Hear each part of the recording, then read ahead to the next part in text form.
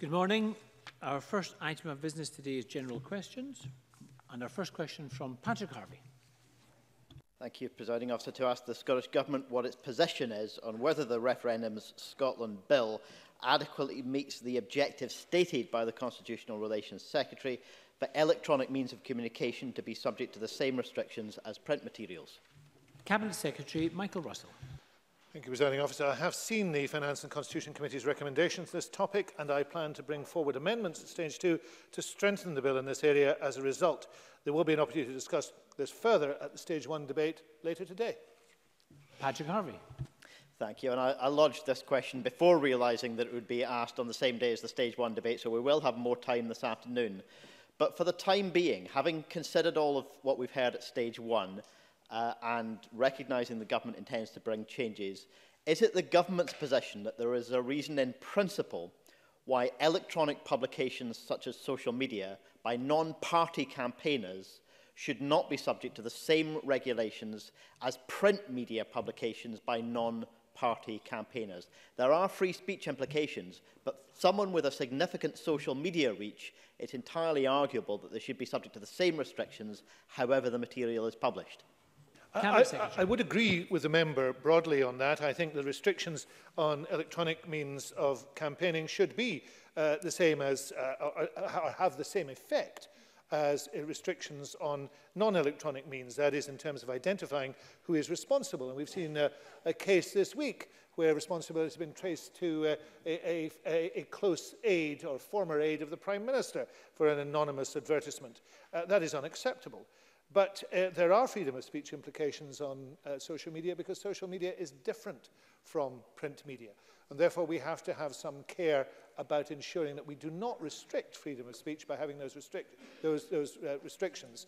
That is the work that we're doing. We're doing it with the Electoral Commission. We work closely with the Electoral Commission on all these matters. And I do hope we'll be able to find a way that will introduce that in an effective manner. Thank you. Question number 2, Liam Kerr. Thank you, Presiding Officer. To ask the Scottish Government whether it will provide an update on its plans to replace HMP Barlinnie. Cabinet Secretary Hamza Youssef. The Scottish Prison Service is in the final stage of purchase negotiation process to purchase and acquire a site for the new prison which will replace HMP Barlinnie. This site is the former gasworks site in Provan Mill, Glasgow, currently owned by National Grid. It is SPS's intention to submit a planning application by the end of 2019 and to be able to conclude the site purchase by summer 2020. Obviously, this is subject to obtaining planning consent. Liam Kerr. Thank the Cabinet Secretary for that answer. The Justice Committee visited Barlinnie this week and were concerned at many things, not least the overcrowding. But it's important to note the calibre and professionalism of the staff and officers. Given the serious warnings over the state of Barlinnie and repeated warnings on overcrowding in prisons, is the Cabinet Secretary able to confirm his solution is not to open the gates to particular prisoners and let prisoners out before their court-mandated release date? Cabinet Secretary.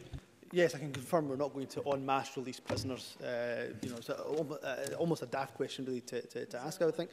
But also, I would say to the member, shedding crocodile tears and overcrowding when your own regressive justice policies would add 3,000 additional prisoners in a system that is already overcrowded, when you haven't committed to build a single new prison, I'm afraid is just not a credible position for the member to hold. So I do agree with the first part of his question in entirety. Our prisons being overcrowded, Barlinnie in particular, is of huge concern to this government. That's why we are putting in place progressive justice measures to reduce that prison population over the coming years. But also what we'll do is look at interim measures for Barlinnie in particular to see where we can ensure that there is, for example, access to healthcare the way we would want and better reception facilities. So we'll continue to do that work. It would be nice if the Conservatives got behind what is generally quite a strong consensus in the rest of this chamber of its progressive justice policy so that we can reduce the prison population over years to come. Question number 3, Stuart Stevenson. I draw members' attention to my register of interests in relation to my shareholdings in a bank.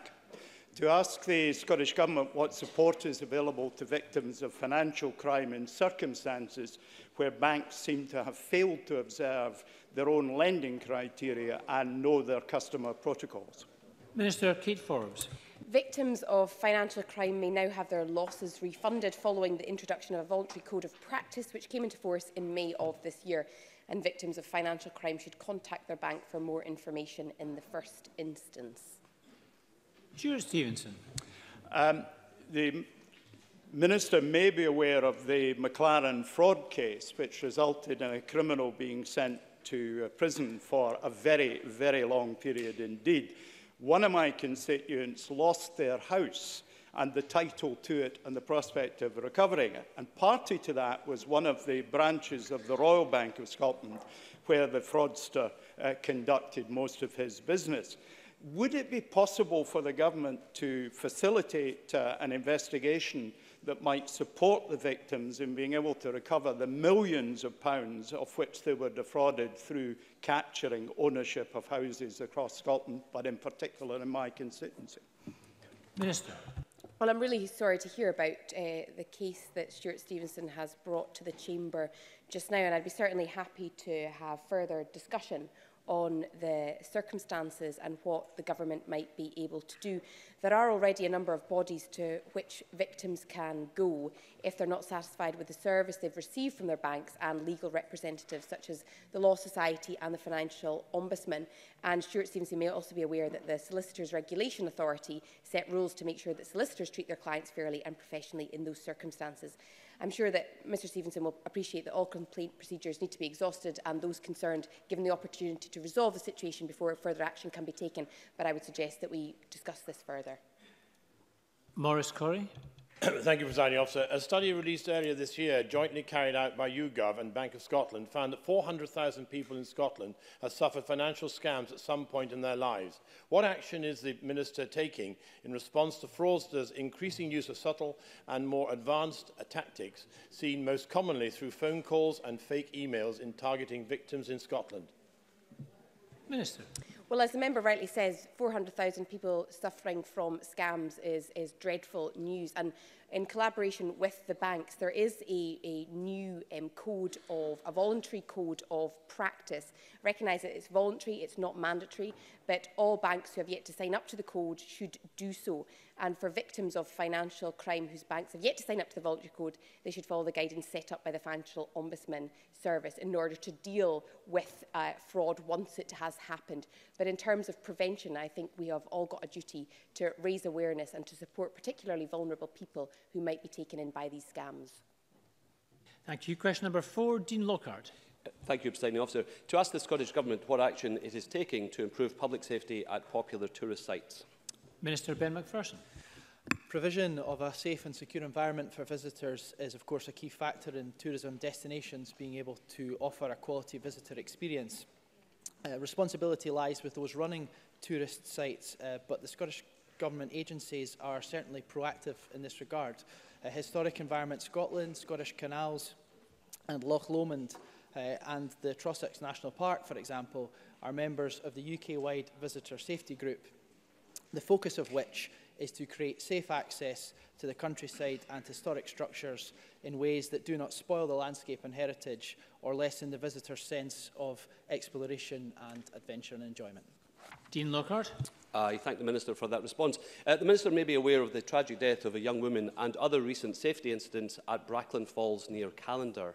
In response to these events, Stirling Council, the National Park, landowners and other agencies have agreed additional safety measures at the site designed to protect the public while not detracting from the natural beauty of the area. So can I ask the Minister, what action will he take to ensure that equivalent safety measures are in place at similar sites across Scotland? Minister. First of all, absolute condolences to the particular case that Dean Lockhart mentions, and our thoughts are with the family. The points raised with regard to the site near Callander are important, and I think these are measures that need to be thought about in the wider sense around safety and with regard to Transport Scotland's remit in that matter. And I would encourage Mr Lockhart to write with more detail on that particular case to both the Cabinet Secretary for Transport and the Cabinet Secretary for Culture and Tourism. Thank you. Question number 5, Ruth Maguire. The Thank you, Presiding Officer. To ask the Scottish Government what action it's taking to address child poverty. Cabinet Secretary Shirley-Ann Somerville. Scotland is the only country in the UK to have statutory income targets to eradicate child poverty.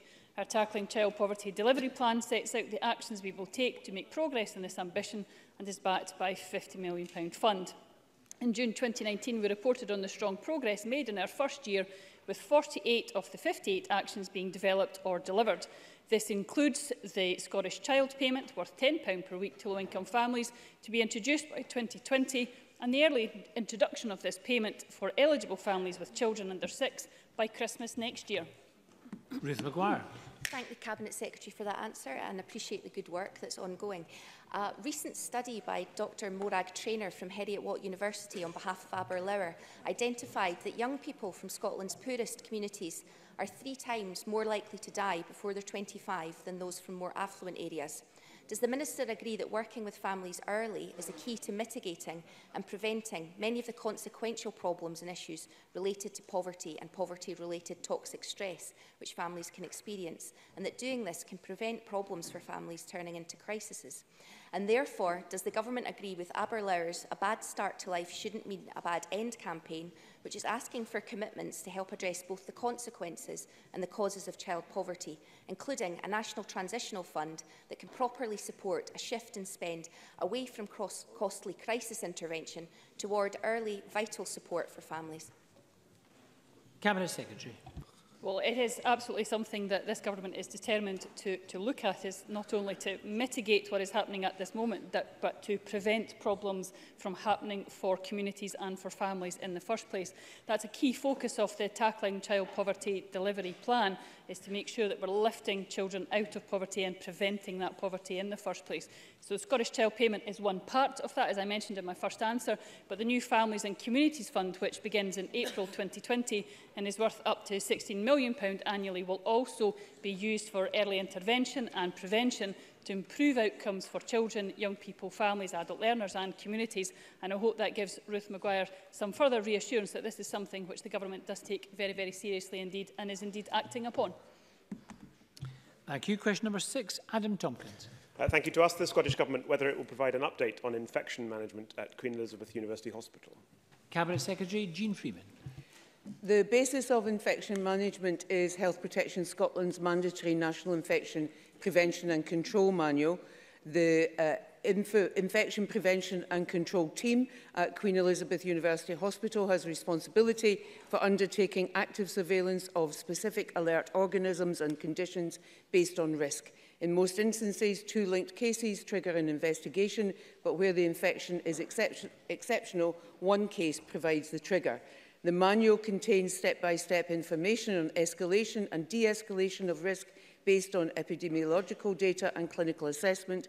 The Infection Prevention Control Team at Queen Elizabeth works to that manual. If necessary, a multidisciplinary team incident management team is convened to support incident investigation, generate hypotheses and agree control measures. All of these steps are in place at the Queen Elizabeth University Hospital, and in addition, there as elsewhere, in addition to surveillance, proactive admission screening is mandatory in NHS Scotland for some organisms, including MRSA. Admission screening by clinical risk assessment does allow for early identification of patients who are colonised or at high risk of being colonised, and this allows healthcare staff to preemptively manage any risk and put in place appropriate measures. Adam Tompkins. I thank the Cabinet Secretary for her very full answer. The Cabinet Secretary will be aware that children requiring cancer treatment in Glasgow have been sent as far away as NHS Grampian. I've already written to her about one particular case. It's been reported that this is once again due to infection problems at the QEUH. Now, of course, I understand the need for patient safety, Presiding Officer, but surely children with cancer deserve better than to be sent to the other end of the country for their treatment. Cabinet Secretary. I'm grateful to Mr Tompkins for his question. Actually, what children who are suffering from cancer and their families deserve is the safest possible treatment in whatever facilities we can provide that. And as he knows, the unit at the Royal Hospital for Children in the Queen Elizabeth campus remains open for ongoing treatment, but currently closed for new admissions. And it is those new admissions that are travelling elsewhere, and recognising the burden that that places on families simply in financial terms. I'll come to the other burdens. We have, of course, made available the Emergency Family Support Fund to allow that to happen. I met many of the families involved, both with patients who are currently inpatients and those who may have to come back to Queen Elizabeth a few weeks ago. Listened to all of their concerns, arranged for every single one of those concerns to be answered in full. The Chair and Chief Executive of the Health Board have met some of those families and have other meetings planned, and I myself visited the unit a few days ago in order to speak to staff. Where we are now in this matter is that an incident management team, with the help of Health Protection Scotland, who was collectively asked by me, but also with the support of the board and the clinicians, to oversee the work that had been done to identify the source of the infections. Importantly, the prevention measures and steps that have been put in place with a view to reaching a collective decision involving the clinicians who work in that area of the hospital, as well as the infection prevention doctors and others, to reach a collective decision on whether or not that ward is now safe to be opened for new admissions. And I expect that IMT to reach its decision shortly. It had a meeting this week, and I look forward to their update on that. Question number 7, Donald Cameron. To ask the Scottish Government what further progress has been made following the announcement by NHS Highland of an independent review into allegations of staff bullying in Argyll and Bute. Cabinet Secretary Jean Freeman. NHS Highland have published a timetable for this work that includes the current procurement exercise for an independent specialist to lead the review. It's anticipated the 12-week review will commence in January 2020, concluding in March-April 2020, with the format and scope informed by extensive partnership discussions. Donald Cameron. The Cabinet Secretary will acknowledge that this review is vital given some of the individual testimonies in the Sturrock report, one of which states that for staff on the front line in Argyll and Bute, defensive and intimidating behaviour is normal practice that we endure on a daily basis. How will the Cabinet Secretary ensure that this review delivers lasting change in the workplace culture of NHS Highland in Argyll and Bute? Cabinet Secretary. So I met with NHS Highland as they're part of their mid-year review and discussed this matter with them on Monday. They will conduct that review. I'm satisfied that they have undertaken extensive consultation in terms of the scope, the format and the length. When the review is concluded, I will, of course, take an active interest in its recommendations, but more importantly, in the board's action plan, as I do with the wider Sturrock report, on how they are going to progress the recommendations of that. And that will then become part of the board's annual operating plan, for which they are accountable to me as Cabinet Secretary to deliver that. And David Stewart. Plans to have an independent review of alleged bullying in Argyll and Bute. Does the Cabinet Secretary share my view that it's crucial that there's one point of contact for those who have been bullied or harassed within NHS Highland? Cabinet Secretary. Yes, I do. I think that one point of contact may be two, if you follow me, in terms of dealing with matters in Argyll and Bute, which in many ways are different in some respects from those in the rest of NHS Highland. But I do agree with Mr Stewart that it is really important that all staff at the front line, in whatever role they have, know who their single point of contact is. In addition, of course, we will shortly have the non-exec whistleblowing champions and boards that I will personally appoint, and they will be directly accountable to me to assist us in that process. Question number 8, Bill Kidd. Presiding Officer, to ask the Scottish Government what its position is and whether Brexit will disproportionately impact on people living in areas of multiple deprivation. Cabinet Secretary Shirley Somerville. The risks presented by Brexit are anticipated to have significant social and economic consequences for all areas of Scotland, but we know that higher levels of deprivation make communities less resilient to large-scale socio-economic shocks, which are likely to lead to losses of jobs or reduced incomes. And after many years of austerity driven by the UK Government, deprived areas are already suffering and will do so even more under Brexit. Bill Kidd. Thank you. More than 3 in 10 people in Glasgow Anniesland constituency will be living in the first, second and third worst affected areas by Brexit in Scotland. Does the Minister agree that we need to do everything in our power to stop Brexit disadvantaging the most vulnerable and those living in deprivation? Cabinet Secretary. Well, the Scottish Government already invested last year £1.4 billion in supporting low-income households. We've also committed to initial emergency food provision for vulnerable communities, and our overview of no-deal preparations outlines our commitment to a rapid poverty mitigation fund. However, you cannot fully mitigate for Brexit. We cannot anticipate and prepare for every outcome. There is no such thing as a good Brexit, which is why it must be stopped, and people will have the opportunity to do just that in December.